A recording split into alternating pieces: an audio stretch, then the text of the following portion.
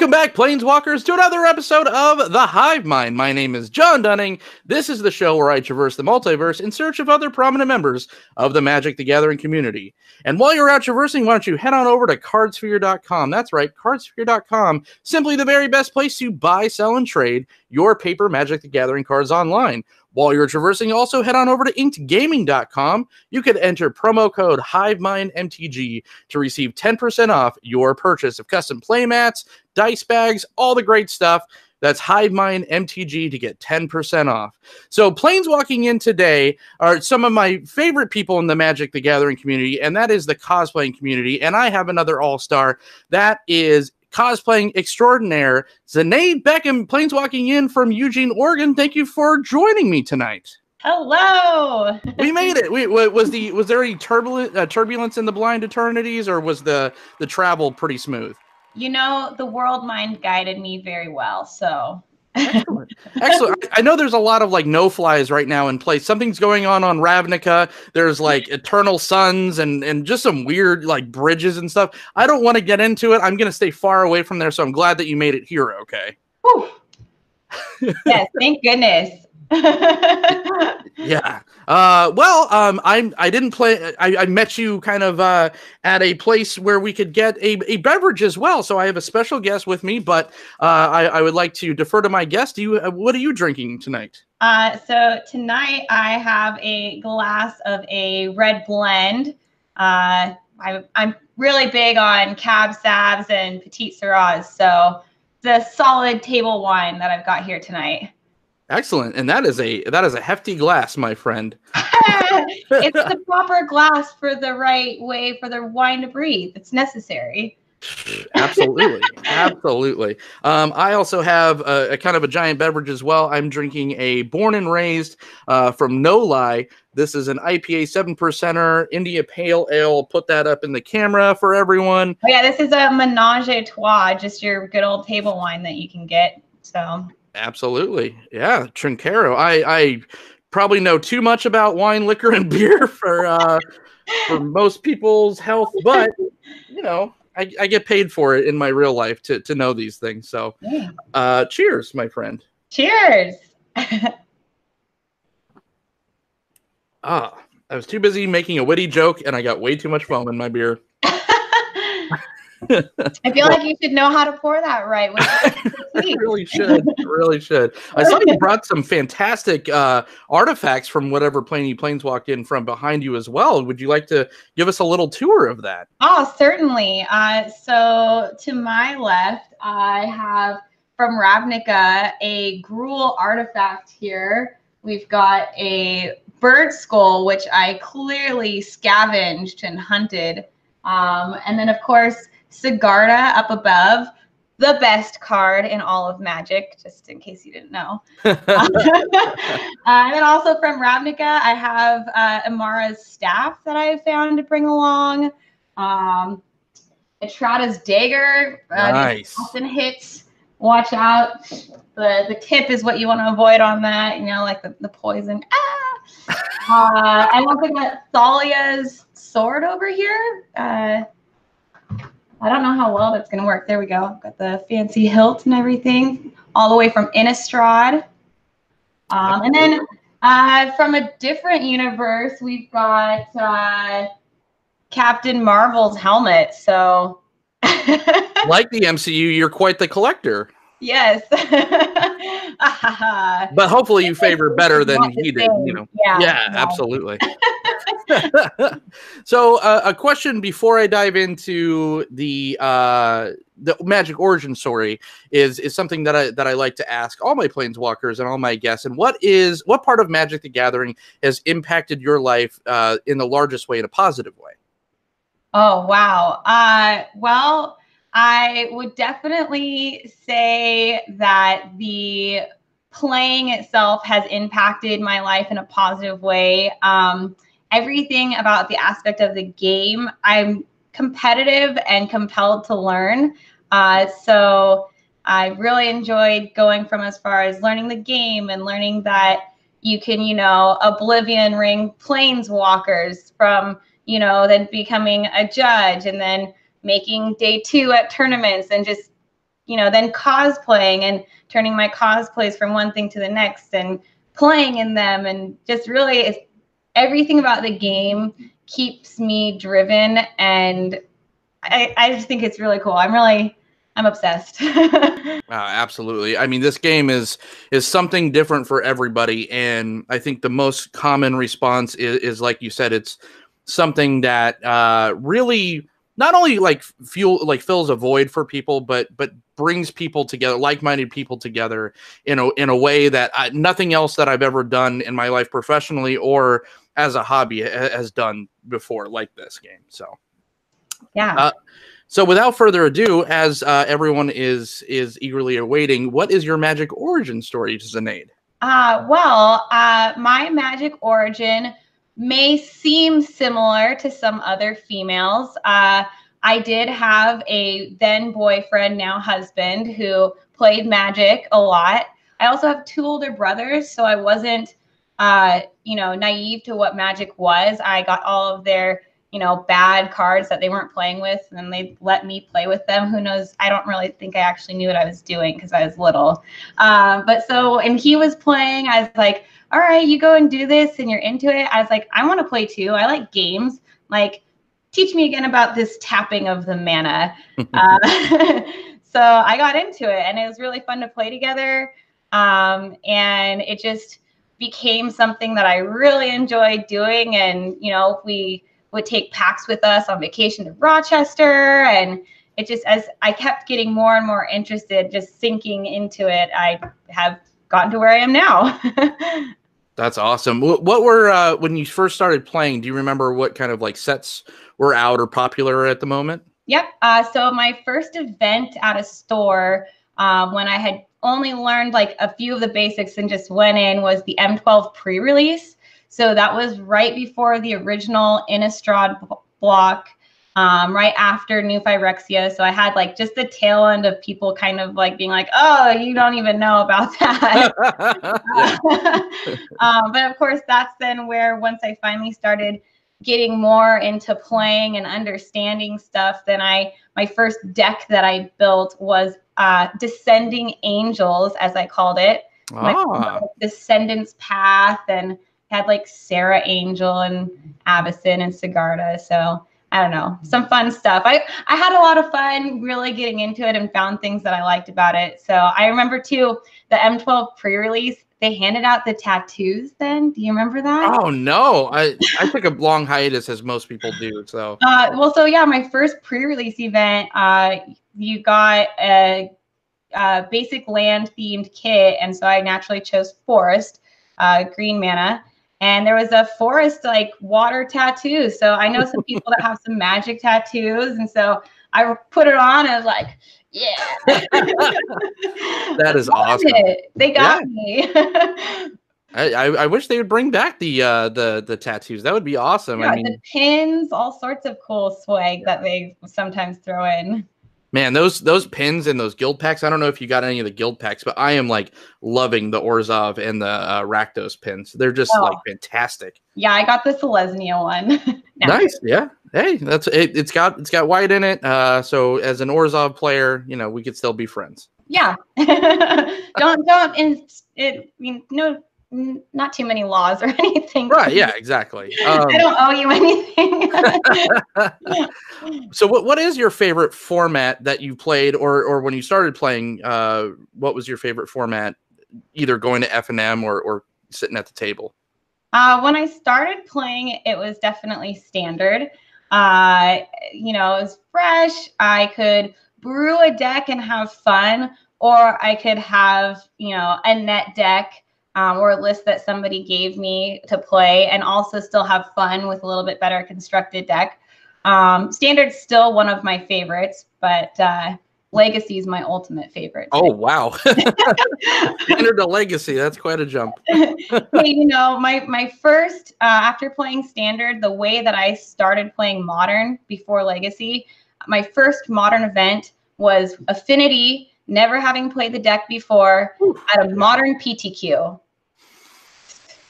Whoa. If I want to learn, I want to learn fast, and people That's are like, 2 whoa. feet in the deep end right there, my friend. Yeah. I got criticized for being in the draw bracket for playing Affinity, but it's like, hey, it's my first tournament. Like, get over it. I played Standard before this. Yeah, I was like, I was checking my phone at work on the clock, but don't tell anyone. When we're right in the middle of spoiler season for War for the Spark, or War of the Spark. War of the Spark. War of the Spark. I don't know why I can't get that right. But I was checking my phone randomly, and I think I tweeted this out, but I'm not joking. I saw Tezzeret, and I saw a keyword saying Affinity, and I literally walked into a wall and dropped my phone. And I'm like, not again. Like, are you kidding me? Yep.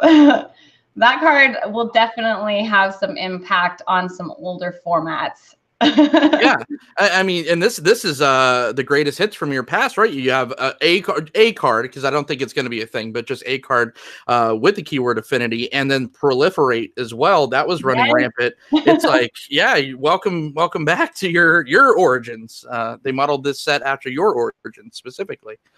It's just, this set is just, and I know I'm kind of jumping around, but I'm still in, like, every day I feel like I'm in shock what they're doing. This is definitely the most ambitious thing that Wizards has ever done as far as a Magic set goes, and I really hope that it pans out well. And it's, because I am so old, and I lived through all of the Urza sagas. Yeah, I didn't play during that time. Oh my gosh! I heard about the horror story. All the free mana and all the and then original Mirrodin, where it was like everything's free, play everything. It's like, oh my god, people were quitting Magic. Dogs, cats living together, all that jazz.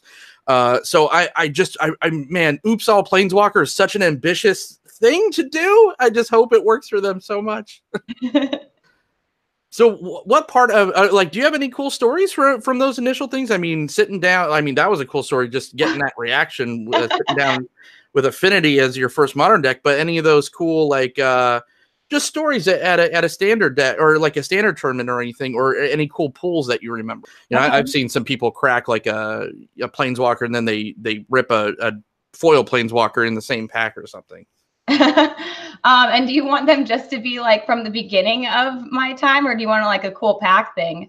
Yeah, whatever. Okay. Yeah. Well, the coolest thing that happened during the beginning of my playing, my coolest pack moment as a new player, I was playing Standard FNM, and my local game store is considered the competitive shop in town. So to make top 8 is kind of a big deal on Friday nights. I made top 8 for the first time against a bunch of grinders, and I didn't make it to the top 4. But with my victory losings, I got a pack, just one pack from Return to Ravnica, cracked it. And it was Jace, Architect of Thought. Nice. At the time in Standards was like the Planeswalker to have. And it was my first Planeswalker. And I picked the pack because it had the V2, the Selesnyan Guild Mage on it. So I was like, I picked Selesnya, and it got me my first Planeswalker because I made top 8. So that was really exciting. Yeah, absolutely. And then my other kind of, I guess, coolest pack story. I don't know if this is really that cool, but have you heard of pack warring? Yeah, absolutely. Yeah, so if you do it for opening the card of the highest value, so we do it where if you don't win by 50 cents or more, you have to play again. So in Eternal Masters, we were pack warring, and Mana Crypt and Jace the Mind Sculptor. Or is it Mana Crypt or Mana Drain that's in Eternal Masters? I think it's both. I think are you talking about the blue card, Mana Drain, the counterspell? No, the artifact. Okay, Mana Crypt then. Okay, so yeah, Mana Crypt and Jace the Mind Sculptor. So they were the same price at that time for whatever reason. And so we pushed, and they opened something pretty good from the pack, and I opened Foil Wasteland. Oh my god! So, that's probably my best, coolest pack opening story today. Yeah, that beats the. I think the one I was alluding to was someone opened a Jace Architect of Thought and then got a foil Vraska. Yours just completely blew that out of the water. So. Yeah, that's when you're in a gambling mood. So Yeah, hey, you win big. absolutely. How about any cool just stories while playing at tournaments, or yeah, I mean, I want to ask you, of course, stories as far as cosplay goes, because I'm sure you have a ton going to events, but just at the tables, did you have any cool, memorable things happen? Yeah, so the tournament that was my second day 2 ever, during the day 1, I was 4-0, cosplaying as Veraska while I was doing it. And my name got called over the loudspeaker to be on feature match. And I had been on feature match once before at a WMCQ, and it was awful. So I was really excited to redeem myself. And I was, undefeated. And I was on the like fast-paced extra camera, not the main one. And so I made this great play, and I felt so confident. I was playing mono red Hazaret.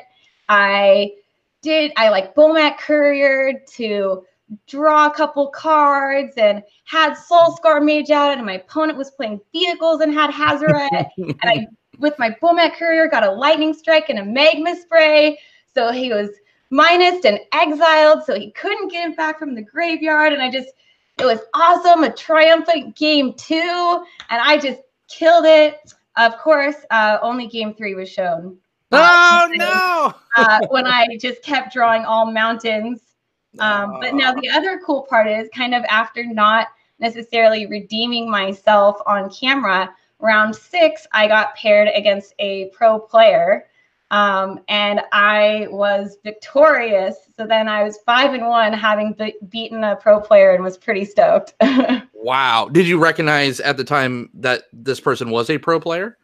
Oh yeah, definitely. Oh geez. Did I name drop? I mean, sure, yeah. It was Jerry Thompson, so I definitely yeah, recognized him and knew who he was. And who's he? So, I have no. Wow, that's quite the notch on the belt. Okay. Yeah. Wow. So I went on to make day 2, and so it was pretty exciting. So I've had some good moments at the table. I guess, yeah. I was like, people have some real fun stories. You're like, yeah, I just beat Jerry Thompson and opened like $1 million worth of Magic cards. No big deal. I know. I'm like, that was like, who I still needed, I think, to win at least all but one more of my matches to make day 2. I was like, I'm happy. But jeez. Yeah. So what part of the game initially drew you in, and what's your favorite aspect now? Has it evolved at all? Was it the art? Was it the competitive play? I would definitely say both the competitive play and the aspect of fun. Like, I just like having fun. Playing games comes naturally. Like, I was raised on cribbage and pinochle, so Magic just seems kind of like a natural progression if you're into fantasy stuff, which I am. Sure. So then there are cards with the art that I love. Definitely more of the angelic, earthy, if you can't tell from my artifacts that I've brought with me here tonight to show off. But yeah, then what's kept me in it is everything from the storyline to the people that I continue to meet. The friends that I make who play Magic are just as long lasting as like some people that I've lived with or had dance classes with. And the only thing that we have in common is Magic, which is really cool that they're that good of a friend. So absolutely. It brings so many different people with different backgrounds together under this common umbrella, and I sound like a broken record, but that transcends a game, right? It's like you don't do internet shows talking about these great experiences playing chess. Chess is a great game, but it's just there's just something, whether it be the competitive play, whether it be the art. I mean, there literally is something for everybody with this game, and my brain is so satisfied on so many levels. I have visual stimulation, I have mental stimulation, I have social interaction. Because I mostly play tabletop and paper. Awesome. But so yeah, you get everything. Everything. And the internet stuff that we've got now bringing us all together is so amazing to think about how the community functions these days. Yep. How much Magic are you playing now these days on a weekly basis, monthly basis, day-to-day basis?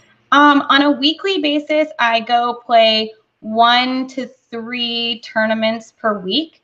So I'm usually playing Legacy once a week, and then I choose Standard or Modern, sometimes Draft for F&M. I have 3 choices that I can choose from. So just kind of depends on what I'm feeling for the night or what time I can arrive. So yeah, and then sometimes I play too with friends, my husband. Like today I went and met with a friend for tea and we mini mastered. So awesome. You're like living the best Magic life. I like to play Magic. The only way I could up my Magic game is if I could actually start getting some time in on Arena. But my time at home, if I'm not, like, I prioritize my paper Magic, and my time at home is either taking care of life stuff or cosplay stuff. So, and that is a perfect segue into the next question, or the next segment rather. And so what was your very first cosplay, and what made you take the initial leap? What inspired you to be like, wow, that character is really speaking to me, whether it be Magic or another kind of IP or whatever? What made you initially want to start bringing characters to life, and what was your first one? Okay, so my first one is one of those ones where I wouldn't count it today, but if you want to know the very first one, it's Liliana of the Veil. So we went to go watch Pro Tour Dark Ascension, and it was close enough that we could go in Hawaii. Conveniently. Yeah. And so I brought a Hawaii appropriate version of Liliana of the Veil. I had like a purple cocktail dress, so it was not anything close to the elegant evening gown that she wears. I did have a gold belt, a gold choker. I had the gloves. I did have some like high stockings, not the boots, but because that would have been too hot to bring and pack at the time, what I was thinking. And so I Dark Ascension, if you remember when you started playing Magic, I'd only been playing for like 6 months at this time. So unless you've really been like watching tons of YouTube videos or hanging out at the shop 24/7, you can't recognize the cards off the pictures, or like you're trying to follow it, but you like have to ask, but you're not supposed to ask because you're like right there. So I wanted to do something to be involved. And of course, everyone knows that Innistrad picture of Liliana of the Veil just looking amazing. So naturally, I was like, yeah, I'm going to do this front running character right now of the times, which kind of leads me into what inspires me to do a character. I love keeping up with all of the new stuff on the game. So I like to really do stuff that's either current and fresh or has to do with the event that I'm going to. So my next one after that was Restoration Angel at GP Vegas, which it was the first one. So I made some jokes. She wasn't in the set, but it was a lot of Modern Masters. So Restoration Angel was a very key card in Modern at the time. That was in 2017, I believe, right? No, this was in 2015. Oh, wow. Okay. This is when it was not at the Paradise Convention Center. This was when it was over by the Golden Nugget. Okay. If you remember standing out in the line for your Sword of Fire and Ice playmat, yeah, I was there. Well, because I mentioned, because I went to the 2017 one because I just recently moved to the Pacific Northwest. I lived in Vegas for 22 years. So yeah. I thought I saw you, like ringing a bell. I'm like, oh God, I think I saw you. But if you weren't at the 2017 one. I was at the 2017 one as Carrie Zev. Maybe, yeah. So, and then, but really to go back to your original question, my first real cosplay that I consider my, Restoration Angel kind of, but Nissa Worldwaker, it was when she came back, and my love of green, it was M15 then, so that one I really put a lot into, was really a big one, so. That was the first one I think I saw from you, like on social media and whatnot, like pictures of the events and everything, and that was just fantastic. You absolutely nailed that. Thank you. And you brought characters like Amara Tandris, Nisa, Atrada was a fantastic one. Very subtle but awesome. Like that initial picture was really cool. Nahiri. Yeah. And Nahiri, I did right when the 2014 Commander decks came out. So I would tell people, they're like, "Who are you?" And I'd say, "I'm a white planeswalker." And they would say, "Elspeth?" That's how new Nahiri was. This is before her Shadows over Innistrad and everything that we get to see of her today. But yeah, so I like choosing characters that are current, and if they have a card that I really like to play that definitely motivates me, you know, good cards are good to cosplay. Yeah, absolutely. That is a very good point. And the Magic community isn't perfect, but it's still, again, I've been saying it the whole episode. It's just such a family and for creative people in the gaming or the best one in the gaming industry. Specifically, Magic cosplay community is just so much fun. I've had the absolute pleasure to interview a lot of cosplayers from the Magic community on this very show. I really appreciate that. I think that's so great. It's always the most fun, and it's literally like I feel like I've gained like friends for life, like you said earlier, like with Kat, Tarmo Kat, and Olivia, and all of them. They're just Sydney. They're just all such amazing people, and I'm sure I would love to, have it knock back a few in real life with you. Yes. Yeah, absolutely. What is it about, or you must have just some of the coolest stories with the, I guess the Raptor pack. So like Sydney likes to call it, do you have any cool stories that you could share? Well, with the Magic cosplay community, I most recently hung out with the Raptor Pact, if that's the official name. I know. You have to like TM that or something. Right. We were definitely shenanigating it up on the Sunday, getting some Battle Bond drafts in.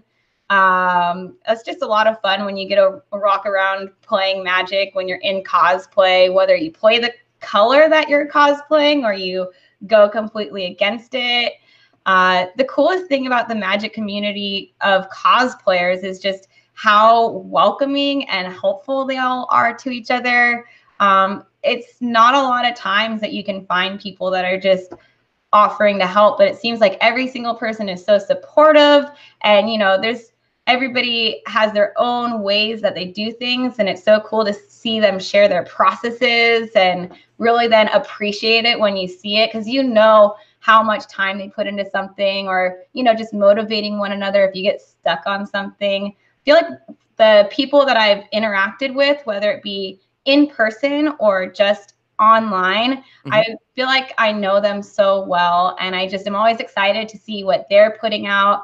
And I feel like I get the same reciprocated back when I share stuff, which is just, it fills my heart. It makes me really excited to keep giving the community what I can create, and be a part of that communal awesomeness that we're bringing to life, something that's all brought us together and really,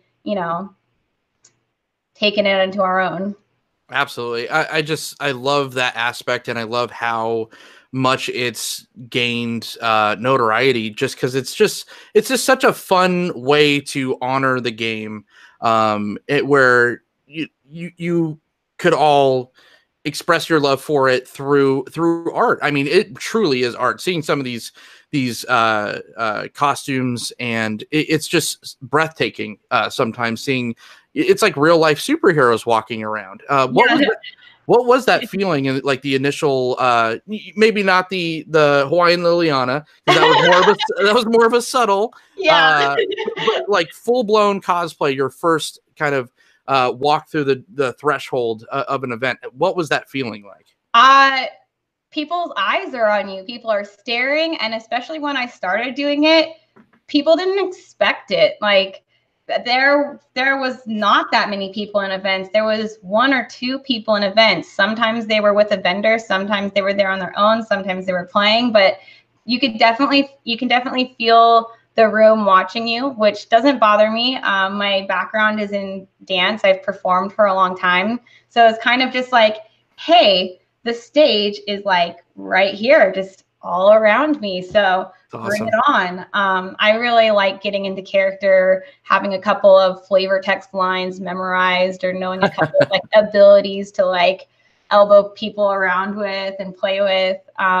So it's just a lot of fun getting to transform into someone else, you know, like when Olivia, Gabby, and I were all on our Atradas the same day at GP Portland, like triple hit, you know, you're dead.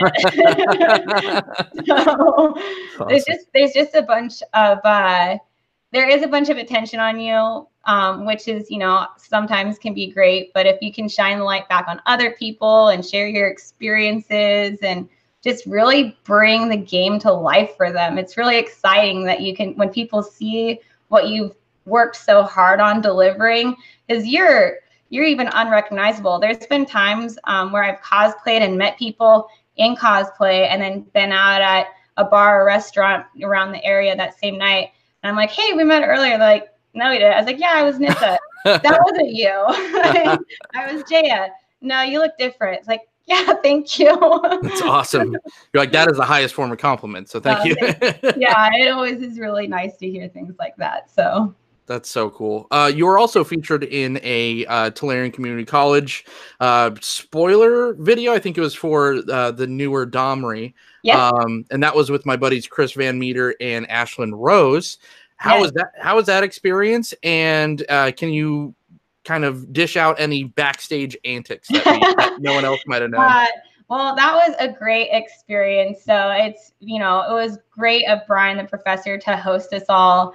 It was nice having it was fun getting to collaborate on the script. He mostly wrote it, but we did get to put our input in. And then when we all met together, it was great just to talk about funny things with Ashlyn and I doing our face paint, you know, relating to like the crazy, this thing that you have to tie behind your head and get it situated. So, and then it was really fun watching Ashlyn, since she's a more trained voice actor, really get into character and has inspired me to, you know, get a little bit more into it even so in times in the future. And then Chris, he is funny, and he was so good at delivering every line. Like, he nailed the whole lawyer 90s thing. If there's a gruel lawyer, he nailed it. Right? I had to keep my laughter in while we were filming stuff. I was just like, I'm going to lose it here. So it was great to kind of, you know, do some improv things with them, and then just, you know, really coming together and putting something great out there. So it was a lot of fun. I hope to do more things like that with everybody in the future, whatever it might be. Yeah, well, and that's the ultimate question is, everyone is turning on a camera these days. Do you have any plans to kind of produce either video or audio content, whether it be a podcast or a video podcast, or just filming your process and making your characters come to life? Any plans of making your own content? Yes, I do actually have some big plans. I've been talking with a couple of friends, and they are not Magic community players. They are just girlfriends. But they're like, you should podcast this. I want to know more about this. And so I probably will start doing some podcasts and or videos that I can turn into podcasts. I hear that's a thing. Yeah. It took me almost 2 years to figure that out, but it is a thing. So I'd like to answer some people's questions who maybe are not necessarily in the community or are in the community and want to know how to get more into cosplay. And then, yeah, I also work with this great material called Thebra. It's a thermoplastic that a lot of cosplayers use thermoplastics and foam. But I've partnered up with a company that has it locally. So I've really been working on how to use that. I have some examples here, which I think you might be getting to later. But I would like to do a little video on how to use it because it's pretty easy to use. My whole staff is wrapped in it. But so, yeah, I do want to share how to do things because cosplaying is for everybody. Creating is for everybody. Magic is for everybody. There's no reason why somebody shouldn't come to an event and cosplay, whether it's you know, their Hawaiian Liliana or the top-notch Amara with 40 hours of sewing work on the freaking corset. You know, it's all about what you make it. And so I want to share and inspire people to do it, because I hear so often people are like, yeah, I want to do that more. It's like, cool, you should just do it. Like, I hope that's what I inspire people. And I do want to create some content and put that out there to hopefully just inspire others to be fabulous. That is awesome. And thank you for breaking the news here first. Yes, you're the first ones. Podcasts on the way. I've mentioned a little bit about maybe making some videos before, but it hasn't happened yet. So, but hey, and also, this is my first time using my new streaming camera that I got. So also breaking, it works. Yes. I have no problem being the test dummy for whatever you need in your content creation. It's crafty stuff, and I'm pretty tech savvy, but sometimes I get a little. Oh, I get it. I get it. So, as I alluded to in the beginning, I kind of brought it up earlier. We're on the cusp of a Oops All Planeswalker set with 36 new characters. Not all of them are new characters, but just new iterations of some of your favorite old characters, but also some new characters. Any of those from War of the Spark kind of sparking your interest in bringing those characters to life? Well, I've done a couple of them. I've done Nissa. I've done Nahiri. I've done not Jaya's Planeswalker, but Jaya Ballard. So I'm loving those cards. I love what I see, even though Nahiri is only uncommon. I'm cool with that. Probably not going to be redoing any of those. I'd be really interested in, you know, maybe trying a gender bender on one of them. Awesome. I haven't actually thought about doing any of these yet. I'm not currently working on any of them. There's a possibility that soon I will, and I will definitely wear some of my old cosplays to the upcoming pre-release, because, you know, why not? But yeah, so probably out of all of them, I can't decide yet. Hey, that's awesome. I want to see more of their abilities, and at this point when we're recording this, it hasn't all been spoiled yet.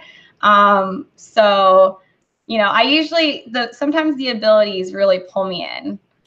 I have to say, even though the new Arlen Cord, just as far as mechanics go, isn't great, although it's cool to always have like wolf support and like werewolf support.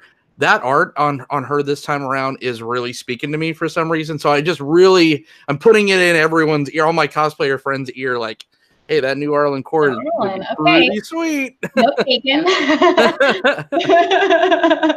And another character, which I don't know if you would be interested in cosplaying, but I have kind of looked through your Twitter feed, and it looks like you have quite the affection for one such homunculus, and that's Fiddlethip. How excited are you to have now be able to, I don't know if you play Commander or not, but even in, I mean, this card looks like it could be in Modern at this point. Like, were you stoked as I'm pretty excited. I really love Fiddlethip. Like, he's so cute. He's got his little eye and his little belly. And I gotta say, I did have him on my cosplay list. I saw someone made an awesome onesie of him at a GP. Sure. And then, to be honest, I saw it and I was like, that was really good. And I might have taken it off my list temporarily. But I do have a Fiddlethip relic token that I got like this summer, so long before this happened, at Gen Con. And I just, from the time that he was on the Gate Crash card, totally lost. That I really started getting more creative in my deck building and reading every single card, and I started drafting more in Ravnica and Gate Crash. So he was so cute. And then from the moment March of the Multitudes was spoiled, like, it was like, was I there? Was it there? Is that Fiddlethip? It's like a little mini game. And then, oh my gosh, when he was spoiled on top of Nicol Pulse's head, I was at work, and I did tweet this too. I laughed out loud so hard. Like, everyone stared. I'm like, it's Fiddlethip. Like, they're all, what? They're all spell that. You're like, I can't. Yeah. So I've definitely been touting the love. I don't play as much Commander. I do have a couple of Commander decks, but he's going to be fun.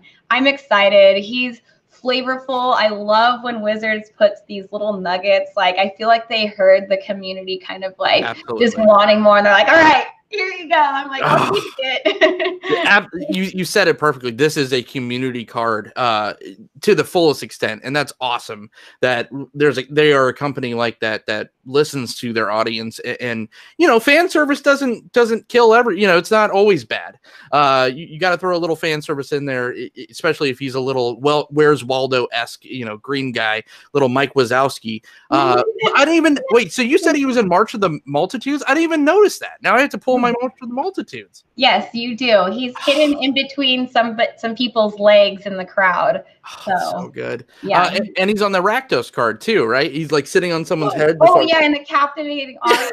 Yeah. He's getting into some sticky situations, little guy. Like, I feel bad for him. I just want to find him and scoop him up and be like, right, on my shoulder, buddy. He does look so wholesome, so like so arrogantly or ignorantly wholesome.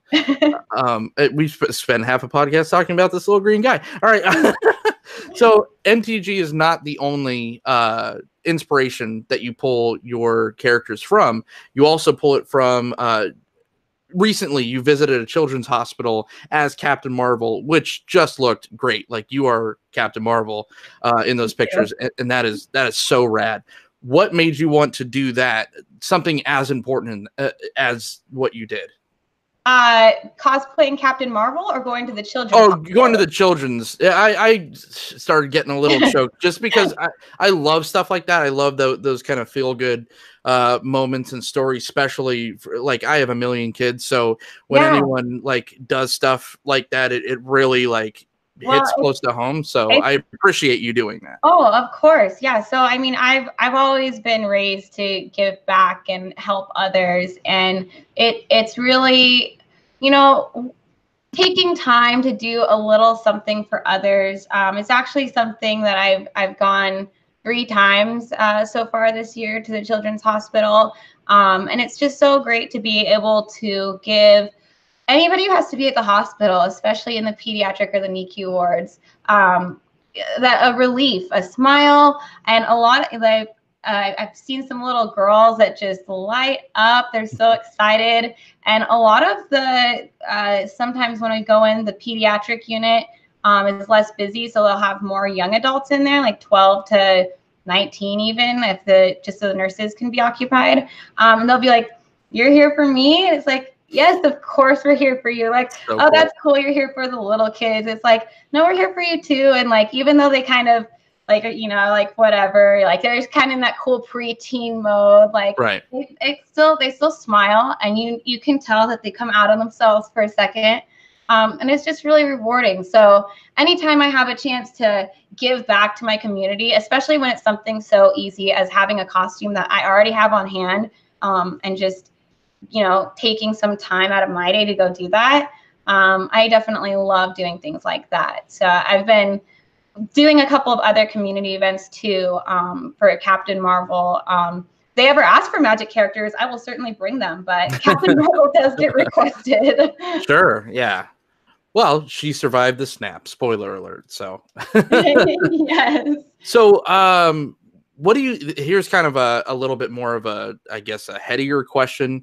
And I'm sorry that I'm asking this towards the end while we already have, our beverages might be setting in at this point, but what do you think is the greatest strength of the Magic community, and what do you think the largest opportunity is? The greatest strength the Magic community has is to continue to gather. We kind of actually touched on what my answer was, since I'd looked over your questions at the beginning. We kind of touched on it when you were talking about my origin story, and what brought me in is its greatest strength, especially now that they have arena and esports. That's great. They're tapping into other areas that they might not have been before. They're bringing in people, and I'm meeting new friends all the time that are more interested in Magic, and keeping that growing, and keeping the local game stores hopping. Like, that's what helped build their product and the community, and that needs to stay there. So which kind of goes into the biggest opportunity. I wish, like you said, the drinks have been settling in. I wish that the whole community would sometimes just play some Magic. Yeah. I love Twitter. I love my social medias, but over half the time when I get on there, it's somebody who's discussing something about race, age, gender, sex. And I'm not saying that those things aren't discriminated against. I mean, I myself, being a female player, see some of that. Not as much because I'm more confident. But we're here to play a game. You know, I danced a lot growing up, and there was a saying, you know, when you come to the studio to practice, leave your problems at the door. You're here to play. It's an outlet. So I wish that the Magic community could sometimes just leave their problems at the door. I mean, it's great that we can rally together and hopefully solve some other world issues. Sure. If we can do that, awesome. I'm all for it. But at the end of the day, if we can just all get along and keep that same gathering, the positive gathering that it is, that's our strength. Let's keep it up and leave everything else out. So that's where we have opportunity. Absolutely. I couldn't agree with you more. Yes, like sometimes it's good to, you know, when certain people, especially community members, gain a non-trivial amount of following and you gain that platform, and they have some things to say and some worthwhile things to kind of push. I think you should. Some, you know, I don't know, maybe not tie it into the game, so to speak. It's kind of hard, right? It's just like, if you're known for something, yes, you should be talking about that thing. But sometimes, you know, you gain a platform and you have something to say that's not Magic related. If it's in a constructive way, I think people should be doing it, or at least, you know, sharing your personal message. Yeah. I think it's okay that everyone is an individual, and that's what makes us such a cool community. And so sharing stuff about you is great. And maybe, you know, if you're sharing the fact that you're doing community service or volunteering, maybe that'll inspire others. But if you have hate, maybe just try to leave it off the internet, please. I know that's like what it's there for, that everybody seems to do, but yeah. I try to use the internet differently, so maybe the community can use it that way, and just let's keep lifting each other up. That's all we can do. Absolutely. So we are now at the portion of the episode. This is the Patreon question, or the patron question rather. Okay. This is coming from Jim from Spike Feeders. So they're a pretty great content creators up there in Canada. I love the Spike Feeders. So if anyone is watching this, please go subscribe. And Jim is kind of, I dare to say, the ringleader of them. So he is also a big supporter of my channel. So I really appreciate that. And this is something that out there, if you're, why become a patron for this channel? This is one of the reasons you get to ask awesome questions to guests like Zenaide Beckham. I mean, you don't get to do that every day. So coming from Jim, he asks, when she gets frustrated, when you get frustrated with something and something isn't turning out, hold on, I'm going to read this again. I would love to ask her when she gets frustrated when something isn't turning out the way she wants, the way you handle it. I guess, how do you break through frustration when you hit a brick wall? It could be with cosplay, and it could be with just real life in general. A lot of times if I hit a brick wall, I walk away temporarily. Like, it's not, you know, take a breath. I go have some water, make sure I'm hydrated. Same thing, if I'm at a match, I usually have my water bottle next to me, and I'll make sure to have a sip of water. I'll take a moment to think, try to really, if it's something that like cosplay where I'm like, I've done something wrong. I've maybe cut out some expensive fabric with my pattern piece upside down, so then it's reversed the way that the skirt needs to hang, because let me tell you, I did that. You say, okay, I might go, if I'm at home, I might go, go get some some puppy snuggles, like, okay, everything's gonna be okay, regroup. If I'm, out of match, mentally sitting there drinking my water, okay, regroup, take a deep breath. It's not that bad. Really, I think about some of the toughest moments in my life when I faced my biggest fears, and moments where I'm frustrated are nothing compared to that. So then once I just have taken a moment, I can come back to it and proceed. So there's very rarely a time where I let something sit for longer than a couple seconds, minutes, or even a day so that I can get back on with what I'm doing. Awesome. That is sage-like advice, my friend. And thank you, Jim from the Spike Feeders, for providing that patron question. Again, if you would like to support the show, become a patron. You get to do awesome stuff like this, as well as like cool things like put your names in the credits of all the things, the movie podcast and these magic shows as well. So thanks again, Jim. Now, Zenaide, we are to the point of the episode where we're at the game, and that's Face the D20. So this game... Face the D20 is Zenaide's going to roll a spin down, and each number of I have 20 questions, and each one correlates to a non-Magic the Gathering related question, so we get to know a little bit more behind the card, so to speak. So, do you have your D20 ready? I do have my spin down D20 ready.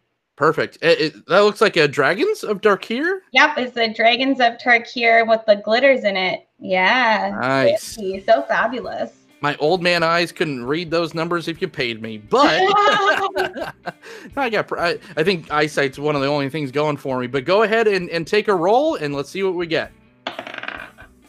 8. Number 8. If you had a dinner with any dead celebrity, who would it be? Oh, a dead celebrity. Yes, or historical figure. Yeah, someone of consequence, I guess. Oh, okay. Still alive. I almost did a spit take. Won't say the name. I would probably have a dinner with Eleanor Roosevelt. I studied political science, and Eleanor Roosevelt had a lot of influence in a lot of programs helping other people, and she was just a real cool lady. And I think being smart and being in front of the camera, which the president's wife definitely has to do, which is similar to cosplay, I think we'd get along and have some real good conversations. I think I could learn a lot from her, or just, like, would she have wine? I feel like she would. I think she would. I mean, the Roosevelts, maybe she would have a IPA. Who knows? Yeah, the Roosevelts seem pretty down. Yeah, very cool lady. So that's an awesome answer. All right, if you're ready, let's roll again. Okay. 9. Number 9. Oh, we haven't had this one in a while, and I'm kind of happy about it. But alas, here it is again.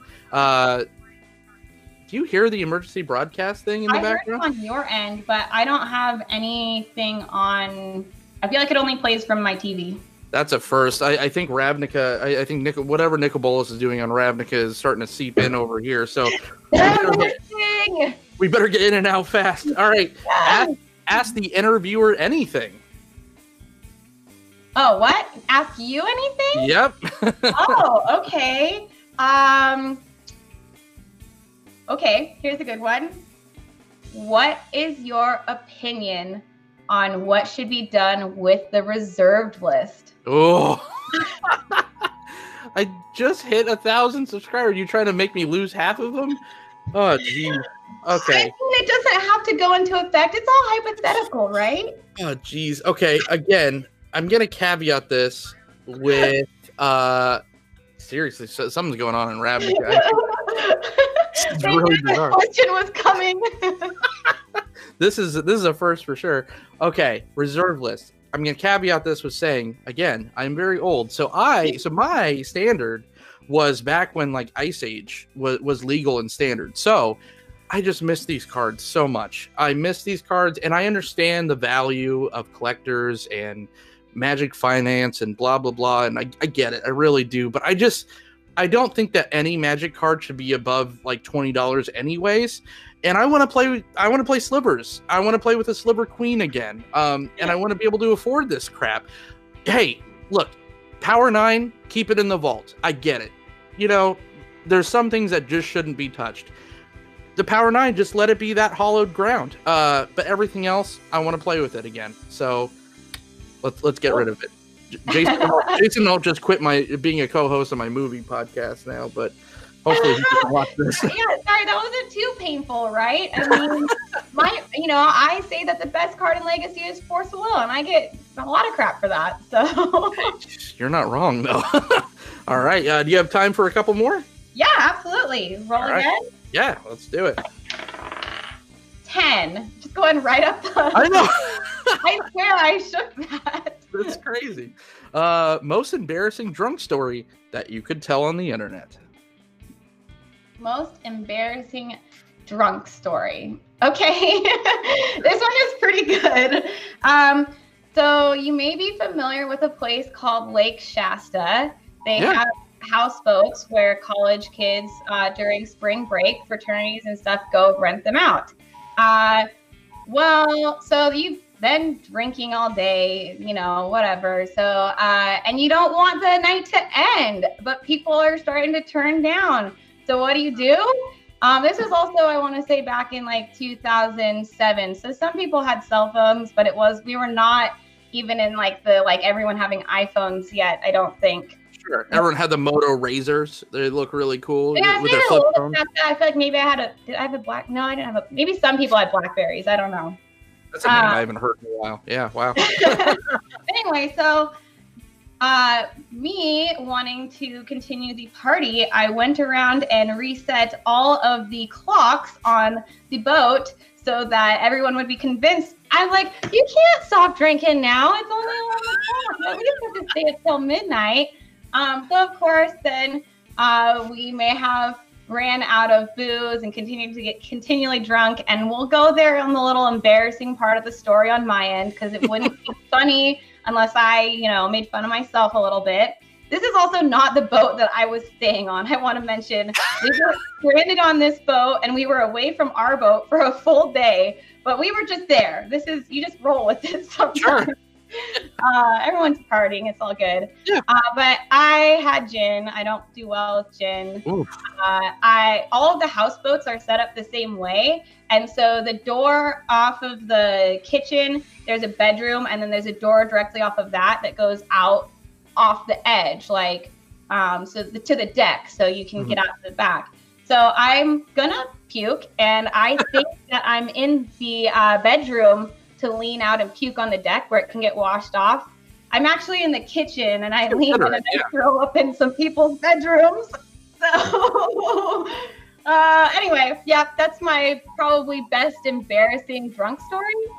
Hey, I don't know. We've all been young. I don't drink that way as often anymore. Sure. I like the little disclaimer at the end. Very nice. Hey, you're very considerate. Like you said, just if you're going to release the secret weapon, so to speak, at least do it where it's easily sprayed off. So that's very considerate of you.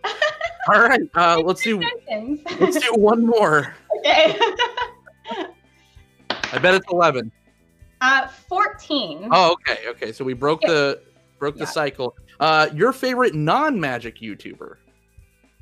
Oh, my favorite non-Magic YouTuber is Made You Look or Made I Look. I don't exactly recall how to spell her screen name because it's spelled differently on Instagram and YouTube. But she does have a tie to Magic. I actually found her when she was to do a sponsored video for Vraska Makeup right before Guilds of Ravnica. And so I started following her right when she was doing a bunch of Halloween makeup tutorials. She did the really cute little dog from Nightmare Before Christmas with a little button nose. And she does these whole scenes from her chest up, all painted on her face and makeup. And she did make the clay snakes for Vraska. And I just love watching stuff with makeup because it relates back to cosplay or just everyday life. And I just love those slow-mo videos where you can see them adding all the layers to their face. And yeah, so Artsy made you look. I like it, girl. So is it this one right here? 2 million subscribers? Probably, yeah. She's a redhead. Harley Quinn is her either way.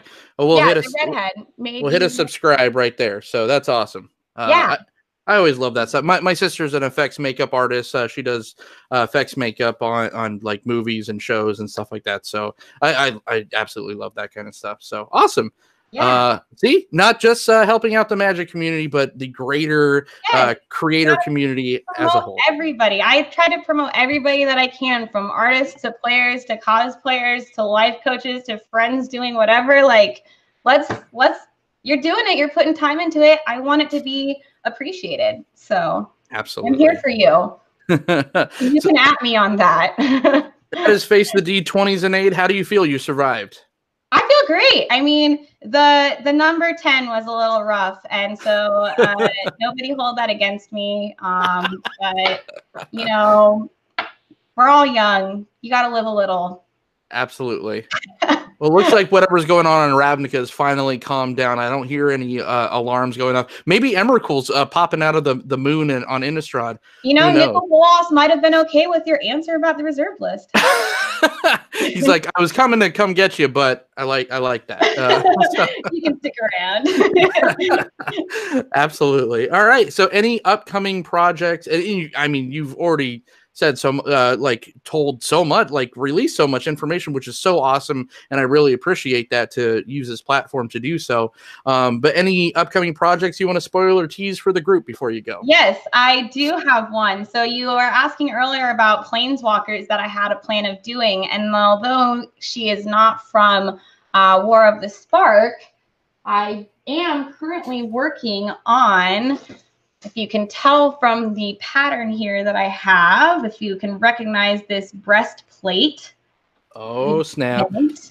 I'll slow roll it for the viewers just in case anybody wants to guess. Is this coming through? Yeah. Okay, perfect. so we've got quite a few feathers that I've molded here. I've got all varying shapes and sizes. You may have seen me. I did one post about these feathers.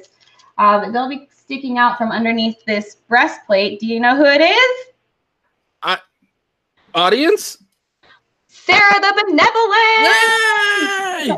That's awesome. I'm working on Sarah the Benevolent. Of course, the angel being brought to life of a planeswalker, and me being slightly obsessed with angels.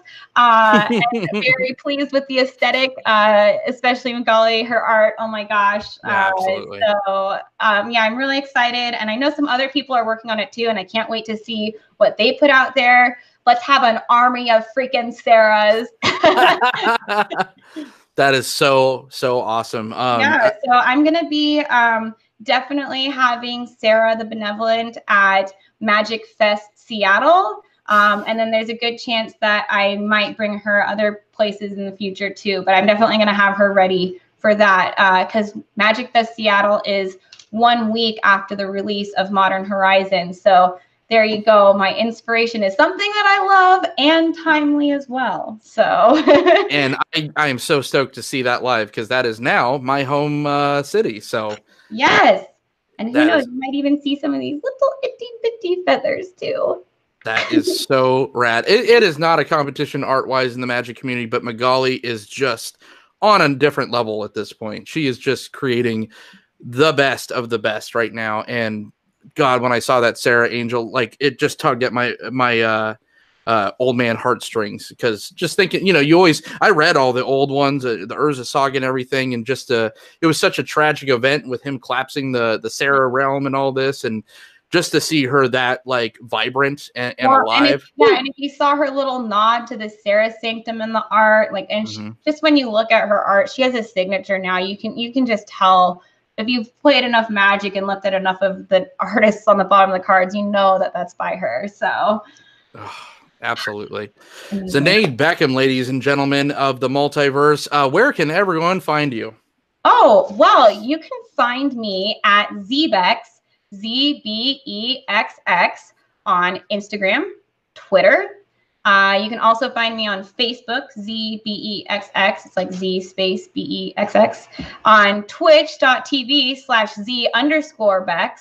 And also on YouTube, I do have some pack opening and pack wars on YouTube that I have up. Also at Zbex, search for ZBEXX, and you should find me. So Zbex. Awesome.